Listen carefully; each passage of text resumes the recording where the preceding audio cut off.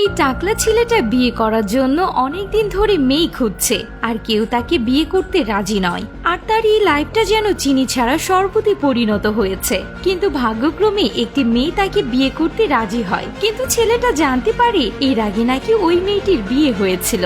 আর এখন তার সঙ্গে কি হয়েছিল জানতে হলে পুরো ভিডিওটা দেখতে হবে। শুরুতে সাজি নামে একটি ছেলেকে দেখতে পায়। সে পেশা হিসেবে বাড়িতে অর্গানিক ফার্মের কাজ করে, কিন্তু তার বয়স একটু বেশি, 31 বা 32। আবার মাথায় চুলও নেই। এমনকি এতটা সময় পার হয়ে গেল কোনো মেয়ে তাকে বিয়ে করতে রাজি হয়নি, আর এর জন্য সে সবসময় টেনশনে ভোগে। তবে কয়েক বছর আগে একটা তার বিয়ে ঠিক হয়েছিল, কিন্তু সেই বিয়ের মণ্ডপ থেকে সদ্য বিবাহিত বউ তার বয়ফ্রেন্ডের সঙ্গে পালিয়ে যায়। আর এরপর সে নিজেকে নিজের বাড়ির কাজে ব্যস্ত করে ফেলে। সাজি বর্তমানে মায়ের সঙ্গেই থাকে, কারণ আর তার একটা ছোট বোন আছে, সে তার হাজবেন্ডকে নিয়ে আমেরিকাতে থাকে। আজকে সাজির বোন যখন আমেরিকা থেকে কথা বলছিল, তখন সে তার মাকে আমেরিকায় চলে আসার কথা বলে। তাই পরের দিন সকালে এই বিষয়টাকে নিয়ে সাজির বড় ভাইয়ের সঙ্গে কথাবার্তা হয়, যেখানে সুভাষ তার মাকে বোঝায় যে করেই হোক তার ছোট ভাইয়ের এখন বিয়ের ব্যবস্থা করা দরকার। আর এতে করে সাজি তো আর একা থাকবে না, তুমিও আমেরিকায় যেতে পারবে। তাই এখন শুরু হয়ে যায় আবার সাজির জন্য মেয়ে দেখার পালা। তাই আজকেই সাজি তার বড় ভাইয়ের বন্ধু সুনীলের সঙ্গে দেখা করে। সুনীল হলো এই এলাকার একটি ঘটক। সুনীল প্রথমে একটা সাজির ফটো তুলে নেয়, সাজির জন্য একটা মেট্রোমনি সাইটে অ্যাকাউন্ট খোলে। সুনীল ওখানে সাজিকে অনেকগুলো মেয়ের ফটো দেখায়, আর সাজিও কয়েকটা মেয়েকে পছন্দ করে। কিন্তু কথাটা হলো কোনো মেয়েই সাজিকে পছন্দ করে না, আর সবাই তাকে রিজেক্ট করে দিচ্ছে। আর যেটার কারণ তার মাথায় চুল নেই, আর যার কারণে তার বয়সটাও একটু বেশি মনে হয়। তবুও সুনীল তাকে নিয়ে মেয়ে দেখার চেষ্টা চালিয়ে যায়, তবে কোনোবারই তারা কোনো মেয়েকে রাজি করাতে পারে না। এরপর একদিন সুনীল সাজির বাড়িতে আসে, আর সাজির মাকে এবার সে সরাসরি বিরক্ত ভাবে বলতে শুরু করে, দেখুন আপনার ছেলের বয়স এমনিতে বেশি মনে হয়, আর তার উপর তার মাথায় কোনো চুলও নেই, আর কোনো কুমারী মেয়ে তাকে বিয়ে করতে চায় না। আর সাজির এজন্য এখন অবিবাহিত মেয়ে খোঁজা বাদ দিয়ে বিবাহিত মেয়ে খুঁজুন, যার আগে বিয়ে হয়েছে। আর এটা কোনো ভুল না, এর আগে সাজিরও বিয়ে হয়েছিল। আমার পরিচিত একটা মেয়ে রয়েছে, আর বছর দুয়েক আগে তার ডিভোর্স হয়েছিল, কিন্তু মেয়েটা খুবই ভালো। তখন সাজি সুনীলের কাছে সে মেয়েটার সম্পর্কে জিজ্ঞেস করে। সুনীল জানায় মেয়েটার নাম সঞ্জিতা, আর সে বর্তমানে পুলিশে চাকরি করে, আর হয়তোবা সামনে সে বড় অফিসার হবে। আর যেটা শুনে সাজি তার পরিবারের কথা শুনে সে মেয়েটার সঙ্গে দেখা করতে চলে আসে। আর এটাই হলো সঞ্জিতা, তবে দেখতে একটু মোটা। এটা নিয়ে সাজির কোনো প্রবলেম নেই, আর এখন সে শুধুমাত্র বিয়েটা করতে পারলেই বাঁচে।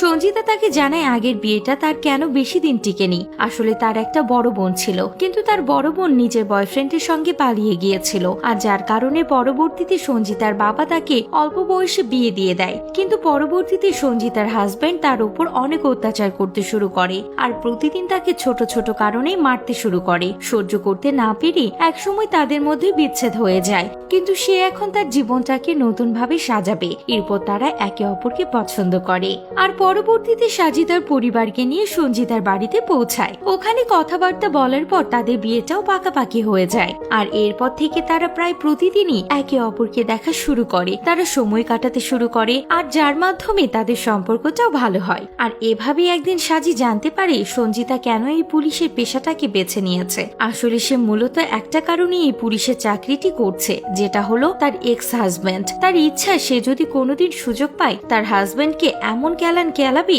যাতে করে সে কোনো মেয়ের উপর আর হাত তুলতে না পারে। আর সে আশা করে একদিন সে সময় আসবে।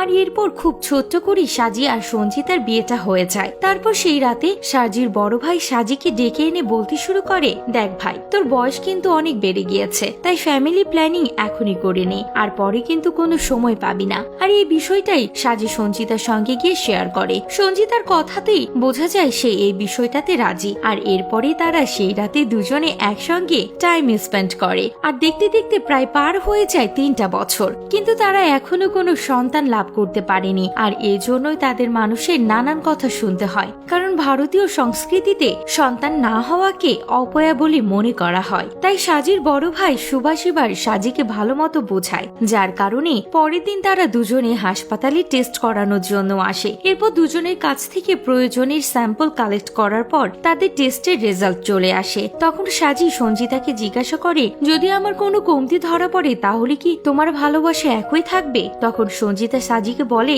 কমতি তো আমার মধ্যেও থাকতে পারে, আর এগুলো নিয়ে তুমি কোনো চিন্তা করো না, আর আমাদের সম্পর্ক ঠিক আগের মতোই থাকবে। আর তারপরে চলে আসে সেই রিপোর্ট, যেখানে সাজির কোনো প্রবলেম ছিল না, বরং সমস্যা ছিল সঞ্জিতার মধ্যে। আর যেটা শুনে দুজনেই অবাক হয়ে যায়। আর এরপর থেকে শুরু হয় সঞ্জিতার ট্রিটমেন্ট। কিন্তু দীর্ঘ একটা সময় পার হওয়ার পরেও কোনো ভালো ফলাফল পাওয়া যাচ্ছিল না। তবে একদিন সাজি তার পুরনো বন্ধুর সঙ্গে দেখা হয়, আর তাদের দেখার পর সাজির বন্ধু তাকে একটি সমাধান জানায়। সে বলে, আমিও তোদের মতো এরকম সমস্যায় ভুগছিলাম, এদিকে ওদিকে অনেক ডক্টর দেখিয়েছিলাম, আর কোথাও কোনো কাজ হয়নি। কিন্তু শেষে আমি ডক্টর গণপতির কথা জানতে পারি, আর তার কাছে গিয়ে আমি আজ সন্তানের বাবা হয়ে গিয়েছি। তাই সেই সাজিকে ডাক্তার গণপতির কাছে যেতে বলে।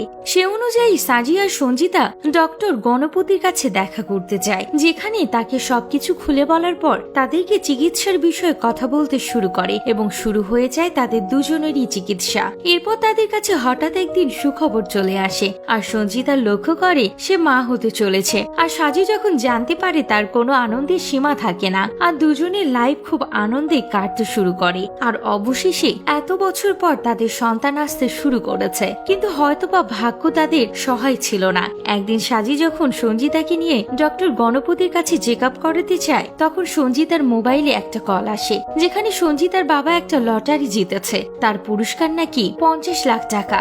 আর যা শুনে সঞ্জিতা খুব এক্সাইটেড হয়ে যায়। আর মূলত এ কারণেই তার পরবর্তীতে সমস্যাটা শুরু হয়। আর তার অতিরিক্ত এক্সাইটমেন্টের কারণে তার বাচ্চাটা মিসক্যারেজ হয়ে যায়। তার মানে তার পেটের মধ্যে তার বাচ্চাটা নষ্ট হয়ে গিয়েছে, আর তার মা হওয়ার স্বপ্নটা আবারও সেই স্বপ্নই রয়ে গেল।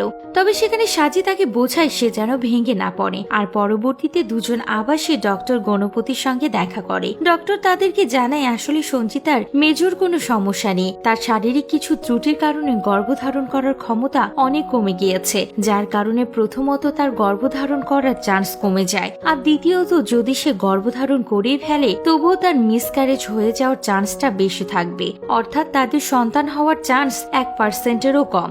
আর তাই ডক্টর গণপতি তাদেরকে একটি ভিন্ন প্রক্রিয়ায় সাজেশন করে, যেখানে প্রথমত সাজির স্পার্ম নিয়ে অন্য কারো গর্ভে স্থাপন করা হবে, পরবর্তীতে তারা অন্য কোনো মহিলার মাধ্যমে সন্তান লাভ করবে। এক কথায় বলা হয় সার্গোসি। কিন্তু এই বিষয়টার জন্য কেউ রাজি হয় না। কিন্তু সাজি আর সঞ্জিতা চায় তাদের সন্তানের মধ্যে যেন তাদের গুণ থাকে। কিন্তু এভাবে সঞ্জিতা প্রকৃত মাতৃত্ব পাবে না। আর এই বিষয়টা জানতে পেরে তারা খুবই দুঃখী হয়ে পড়ে। কিন্তু পরবর্তীতে সাজি নিজেকে সামলে নেয়। এই একটা কারণে তাদের জীবন তো আর থমকে যাবে না, আর তাদের এভাবেই এগিয়ে যেতে হবে।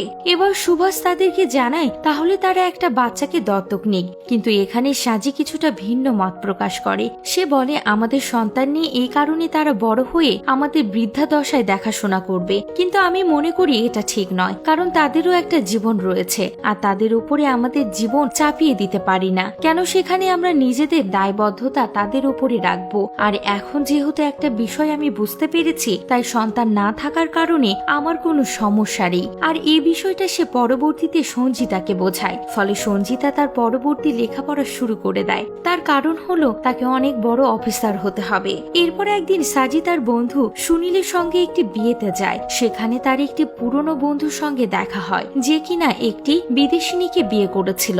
আর তাদের বিয়ে 6 বছর হয়ে গেলেও তারা এখনো সন্তান নেয়নি। সে জানায় যে তারা কোনো সন্তান নেবে না। আর এই বাড়তি জনসংখ্যার রেশে কেন আমাদের সন্তানকে নিয়ে এসে রেসে লাগিয়ে দেব, এই বলে সে সেখান থেকে চলে যায়। আর এরপরে সাজি তার কথা শুনে মনে অনেক সাহস পায়, আর সে কষ্ট না পেয়ে সবকিছু স্রষ্টার হাতে ছেড়ে দেয়। এবার যদি তাদের সন্তান হয় তাহলে তারা অবশ্যই খুশি হবে, আর যদি না হয় তাহলে তারা দুঃখী হবে না। আর এইভাবেই তাদের দিন কাটতে শুরু করে। এরপর সেই দিনটা চলে আসে যেখানে আবার সঞ্জিতার স্বপ্ন পূরণ হবে। সঞ্জিতার স্বপ্ন ছিল সে একদিন অনেক বড় পুলিশ অফিসার হয়ে তার এক্স হাজবেন্ডকে পেটাবে, যাতে সে কোনো মেয়ের গায়ে হাত তুলতে না পারে। আর সেই সুযোগটা তার কাছে চলে আসে। একটা মেয়ে রিপোর্ট লেখাতে আসে যে তার স্বামী তাকে অনেক মারধর করে আর তাকে নির্যাতন করে। আর সে লোকটা অন্য কেউ নয়, বরং সঞ্জিতার এক্স হাজবেন্ড। অর্থাৎ সে আজকে তাকে ইচ্ছা মতো কেলাবে, যেমন কথা তেমন কাজ। সঞ্জিতা সেই সেই সময় হওয়া তার অত্যাচারের কথা ভেবে তার হাজবেন্ডকে মারতে থাকে আর তাকে যেভাবে মেরেছিল ঠিক সেভাবে তাকে মারতে থাকে। আর 2 দিন পর সে সাজিকে এইসব কথা খুলে বলে আর এই ঘটনায় সেও খুবই খুশি হয়েছিল।